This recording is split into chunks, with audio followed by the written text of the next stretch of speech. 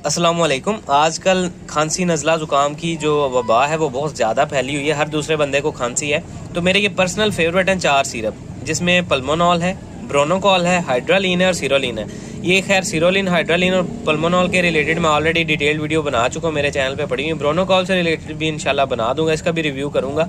लेकिन इसको आप बलगमी खांसी में, जिनको छाती का आयरोज मसाइल, दमा या अस्थमा के मसाइल रहते हैं, एलर्जी का मसला है, उनमें भी आयरोज, खांसियाँ, नज़ले ज़ुकाम रहते हैं। इसके अलावा सिगरेट नोशी करने वाले अफराद जो हैं उनमें भी छाती के मसाइल, COPD के जो पेशेंट्स होते हैं उनमें भी इसका इस्तेमाल किया जा सकता है, प्रोडक्टिव कफ में, अस्थमा वाले पेशेंट्स में।